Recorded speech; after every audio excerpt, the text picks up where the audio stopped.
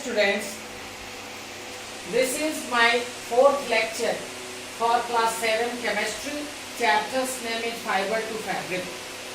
Today we will learn about silk and its formation. Silk, what is silk? Silk is an animal fiber. Silk एक animal fibre है जो जीव जंतुओं से, जानवरों से प्राप्त किया जाता है. ऑब्टेन फ्रॉम सिल्क वर्म, यह सिल्क का एक कीड़ा होता है जिससे हम इसे प्राप्त करते हैं. Silk worms are the larvae और caterpillars of silk moth. Silk moth का यह लार्वी होता है, लार्वा जिसका प्लुरल है लार्वी, लार्वा बनता है, उससे हम लोग इसको प्राप्त करते हैं. The most wide spread silk is obtain from the silk moth Bombyx mori. Bombyx mori एक सिल्क मॉथ का नाम है. उससे जो सिल्क प्राप्त किया जाता है वह चारों तरफ फैला हुआ है, बहुत ही फेमस वो सिल्क होता है. कैरेक्टरिस्टिक ऑफ सिल्क फाइबर, इसके विषय में मैं आपको आपकी बुक से थोड़ी चीज बताना चाहूंगा जिसे आप नोट कर लेंगे. Characteristics of silk fibre, page number 39 में है ये टॉपिक. इसमें क्या क्या है कि सिल्क फाइबर के कौन कौन से गुण हैं, इसे आप बुक से प्लीज लिख लेंगे. नंबर 1 में है it is lustrous and soft. यह मुलायम होता है और लस्ट्रस होता है, चमकीला होता है. It is bad conductor of heat. यह हीट का बैड कंडक्टर होता है, यानी कि शरीर के हीट को बाहर नहीं जाने देता है और बाहर के हीट को हमारे शरीर में प्रवेश नहीं करने देता है. इट इज वेरी इलास्टिक, यह बहुत लचीला होता है. Does resist creasing. It is a strong as a steel wire of the same diameter. किसी सिल्क फाइबर का जो डायमीटर होता है, अगर उतने ही डायमीटर का कोई स्टील का वायर अगर हम लेते हैं तो उस स्टील वायर से यह ज्यादा मजबूत होता है. It has a peculiar natural shine and dyes well.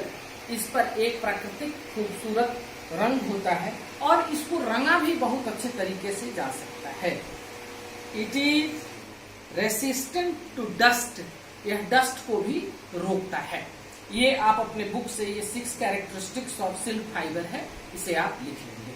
अगला टॉपिक है हम लोगों का, वो है life cycle of a silk moth.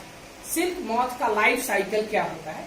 इसमें 3-4 स्टेजेस हैं, जिस स्टेजेस के विषय में हम चर्चा करेंगे और इसे आप बोर्ड पे जो मैं लिखाया हूं उसे आपको नोट अपने फेयर कॉपी में करना है. There are various stages in life cycle of a silk moth.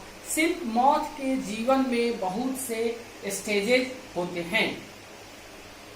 Silk moth के लाइफ साइकिल का जो फर्स्ट स्टेज है वो लेइंग ऑफ एग्स है, यानी कि अंडे देना, जिसको हम कहते हैं आम भाषा में. After mating the female silk moth lays egg on mulberry leaves. Mulberry leaves पर यह मेटिंग के बाद अपने अंडे को, फीमेल जो मॉथ्स होते हैं सिल्क मॉथ, वो बहुत सारे अंडे सैकड़ों की संख्या में देते हैं.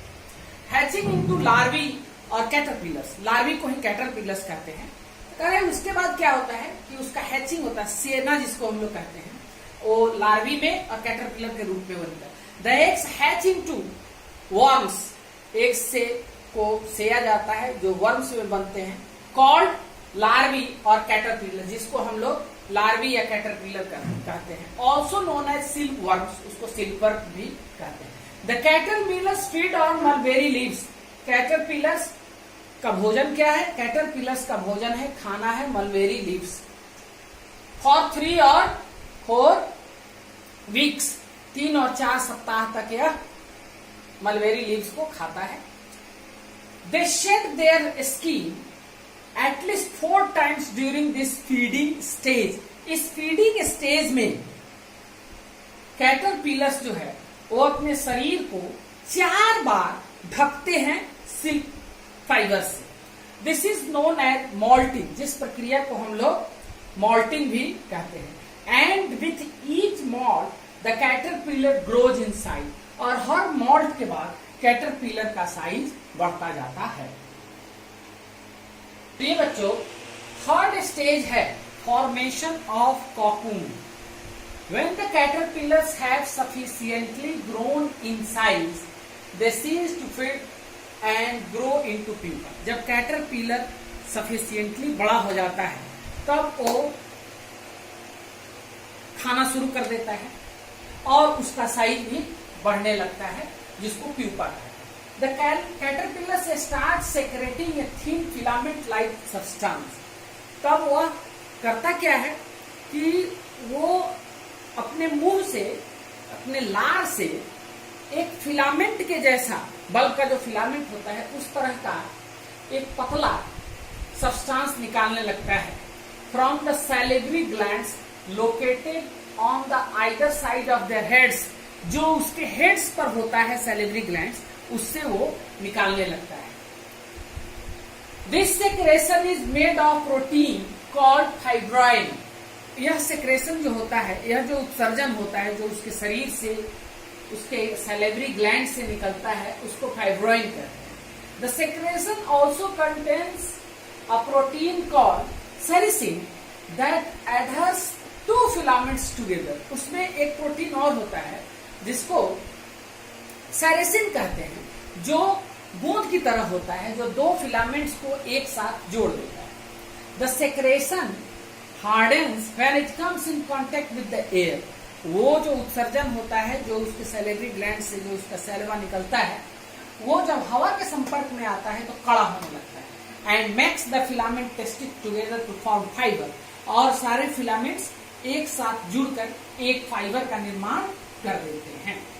The pupa completely covers itself with these silk fibres. और प्यूपा पूरी तरह से उसका शरीर इस फाइबर से ढक जाता है। This covering with the pupa inside is known as cocoon. वह कवरिंग जिसके अंदर प्यूपा रहता है और अपने पूरे शरीर को सिल्क फाइबर से ढक लेता है, उसी को हम लोग कॉकून कहते हैं। फोर्थ है इमर्जेंस ऑफ सिल्क मॉथ। उस कॉकून से सिल्क मॉथ बाहर भी निकलता है, जो इसका फोर्थ और लास्ट स्टेज है। Inside the cocoon the pupa develops into an adult moth and comes outside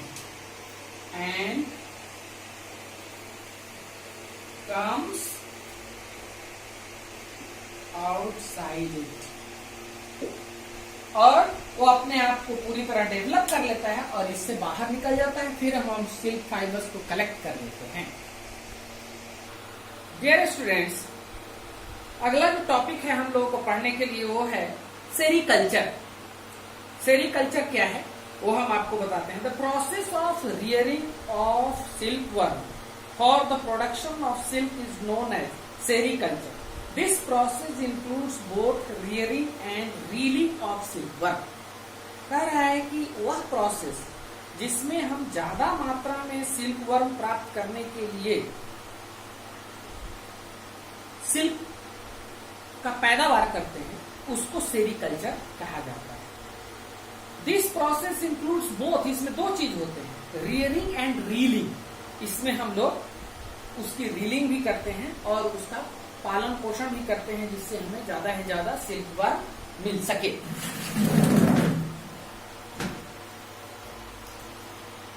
the rearing of silk worm include the following steps. Rearing में क्या होता है, सिल्क वर्म का जो रियरिंग करते हैं उसमें 4-5 स्टेप्स हैं, जिसके विषय में हम लोग जानेंगे कि रियरिंग या सेरीकल्चर कैसे किया जाए।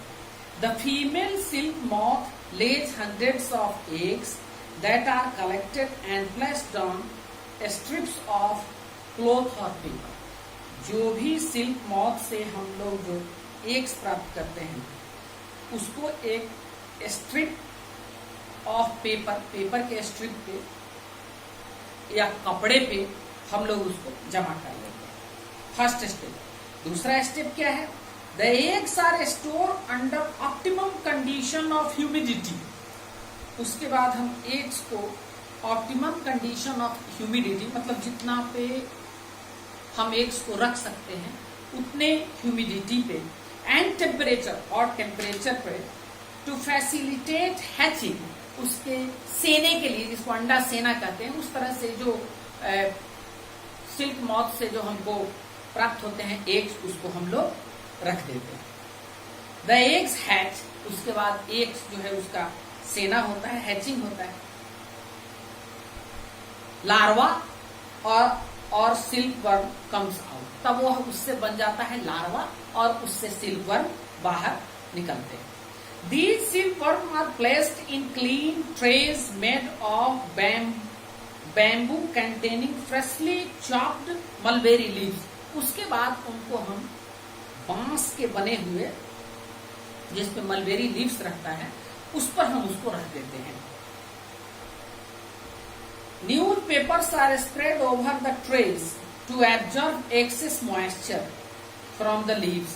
उसके आसपास कुछ न्यूज़पेपर्स रख देते हैं। न्यूज़पेपर मॉइस्चर को खींचता है, तो इसलिए रख देते हैं कि जो भी एक्स्ट्रा मॉइस्चर होगा उसको वो खींच लेगा। The trays should be cleaned regularly after every few days, हर 3-4 दिन के बाद हम लोग ट्रेज को साफ करते हैं। The silk worms are fed on mulberry leaves for about 20 to 35 days. तो सिल्क वर्म जो होते हैं वो मलबेरी लीव्स को खाते हैं और उस पे वो 20 से 35 दिनों तक रहते हैं। फोर्थ स्टेज क्या है? The silk worm are then move to a small chambers of bamboo trays. उसके बाद सिल्क वर्म जो है वो बैम्बू ट्रेज के छोटे छोटे जो चैम्बर बने होते हैं उसमें वो चले जाते हैं। To spin the cocoons after they stop eating and begin to pupate. और उसके बाद वो क्या करते हैं कि उसमें चले जाते हैं खाना वाना खाने के बाद, और उसके बाद वो अपने सर को हिलाने लगते हैं और उनके सर पे 2 सैलिवरी ग्लैंड्स होते हैं, उससे एक सेक्रेशन होता है, एक तरल पदार्थ निकालता है जो प्रोटीन का बना होता है। उसी से जो तरल पदार्थ निकालता है वो फिलामेंट टाइप का बनता जाता है। उसमें एक दूसरा प्रोटीन भी होता है जो एडेसिव का काम करता है, जो उन लोगों को जोड़ देता है और वो एक फाइबर की तरह तैयार हो जाते हैं। 5th स्टेज है, these trays are provided with a small racks or frames when the silkworms spin the cocoons. These trays are provided with a small racks or frames when the silkworms spin the cocoons. जब वो cocoons बनाते हैं उसके लिए हम लोग क्या करते हैं, तो उसका रैक बना होता है, जिस रैक में हम लोग उस ट्रेज को रख देते हैं। Spinning of cocoons takes about 3 to 7 days. जो cocoons का फॉर्मेशन होता है, जो अपने सर को हिलाकर बाएं दाएं करके जो फाइबर बनाता है, सिल्क बनाता है, वो 3 से 7 दिनों तक चलता है और इस तरह से हमको सिल्क फाइबर प्राप्त होता है। The process of silk from the cocoons involves the following steps. अब तो हम लोगों को कॉकून्स मिल गया, कॉकून से जो सिल्क मॉथ रहता है वो बाहर निकल गया। अब हमारे पास बहुत सारा कॉकून्स प्राप्त होता है, लेकिन कॉकून्स उसी रूप में नहीं होता है जिस रूप में हम लोग सिल्क के कपड़े पहनते हैं। उसमें बहुत सारा प्रोसेस इन्वॉल्व होता है जो करके हम लोग उसको कपड़े के रूप में तैयार करते हैं। क्या क्या होता है वो सुनिए। उसमें क्या क्या प्रोसेस है। प्रोसेस नंबर 1 है बॉइलिंग ऑफ कॉकून्स। जो पूरा हम लोग मान लीजिए एक बास्केट में पूरा बास्केट भरा हुआ है कॉकून से, जिससे सिल्क मॉथ बाहर निकल चुका है, उसके चारों तरफ अपने पूरे शरीर को ढक लेता है और फिलामेंट टाइप के स्ट्रक्चर से जो सिल्क फाइबर होते हैं उससे सिल्क मॉथ बाहर निकल जाता है, उसको हम इकट्ठा कर लेते हैं। उसको कैसे कपड़ा बनाने के लिए हम लोग स्ट्रिंग के रूप में इस्तेमाल करते हैं, कैसे कपड़ा बनाते हैं, वो सारा प्रोसेस हम आपको बताएं। Boiling of cocoons is the first process. पहला प्रोसेस है कि कॉकून्स का बॉइलिंग, उसको उबाला जाता है। For obtaining silk fibres a pile of cocoons are used. They are kept under the sun or immersed into hot boiling water to kill the pupae inside the cocoon. Cocoons के अंदर जो pupa रहते हैं उसको मारने के लिए हम लोग गर्म पानी में या फिर खुले हुए धूप में भी उसको रखा जा सकता है। अक्सर हम उसको खौलते हुए गर्म पानी में रखते हैं। On boiling the silk fibres separate out from the cocoons because the sericin that adheres the silk filaments together gets dissolved, and the silk fiber becomes a soft, flexible, and easy to move. The silk fiber is then cut into small pieces. Then the silk fiber is spun into a silk mothed. उसके बाद हम लोग कॉकून्स प्राप्त कर लेते हैं, silk fibres प्राप्त करते हैं। This process is also known as degumming, इसको डिगमिंग भी इस प्रोसेस को कहते हैं। सेकेंड प्रोसेस है process of reeling. The process of taking out these silk fibres और threads from the cocoons is called reeling. अब कॉकून से हम लोग silk, the process of taking out the silk fibres और threads from the cocoons is called reeling. Cocoon से अब हम लोग धागा जो प्राप्त करेंगे सिल्क का, उसको रीलिंग कहते हैं। Reeling is done by using special machine to unwind the threads और fibres of silk from the cocoons. Cocoons से हम लोग रीलिंग के प्रोसेस से उसको धागा के रूप में हम लोग सिल्क को प्राप्त करते हैं। Then the fibres from a few cocoons are joined, तो उस फाइबर्स को जोड़ा जाता है and twisted together to make a strong thread, और उसको घुमाया जाता है, ट्विस्ट किया जाता है, जिससे कि एक मजबूत धागा बन जाता है। That is wound around the reel, और उसको एक रील के चारों तरफ लपेट देते हैं। The fibre that is obtained by the process of reeling is known as raw silk. जो फाइबर हम लोगों को प्राप्त होता है रीलिंग के बाद, उसे रॉ सिल्क कहा जाता है। थर्ड प्रोसेस क्या है, third stage dyeing of raw silk. अब रॉ सिल्क, जो कच्चा सिल्क हम लोग को प्राप्त होता है, उसको रंगने का काम हम लोग करते हैं। इसमें क्या होता है, सो देखिए, depending upon the requirement the raw silk fibres can be died in various colours. अब किस रंग के सिल्क की डिमांड है मार्केट में, हमसे व्यापारी किस तरह का सिल्क चाह रहा है, उस कलर में हम लोग सिल्क को रंगते हैं। Then spun into silk thread, और फिर उसको लपेट देते हैं सिल्क थ्रेड के रूप में। रंगने के बाद the silk thread are woven into silk cloth by weavers, और उसके बाद जब सिल्क थ्रेड तैयार हो जाता है तो उसको वीवर्स के बाद भेज दिया जाता है, जिसको वीवर्स जो है सिल्क क्लॉथ में बदल देता है। इंडिया इज द, ध्यान देने की बात है इस सब टॉपिक्स पे, India is the second largest producer of silk in the world after China. India दूसरे नंबर पर सबसे ज्यादा सिल्क का प्रोडक्शन करने वाला देश है। हमसे ज्यादा सिल्क का प्रोडक्शन केवल चाइना करता है। Mulberry silk is the main variety of silk produced in India. Mulberry silk, mulberry leaves पर जो सिल्क वर्क को हम लोग रख के उससे जो सिल्क प्राप्त करते हैं, वो सिल्क, मलबेरी सिल्क हमारे देश में सबसे ज्यादा मिलता है। About 90% of the mulberry silk comes from Karnataka, Andhra Pradesh, Tamil Nadu, Uttar Pradesh. Andhra Pradesh, Karnataka और तमिलनाडु से लगभग 90% सिल्क जो है प्राप्त होता है। Assam, Madhya Pradesh and Odisha are also states in India that produce a major amount of silk. उसके बाद आसाम है, मध्य प्रदेश है और उड़ीसा से भी हमें सिल्क प्राप्त होते हैं।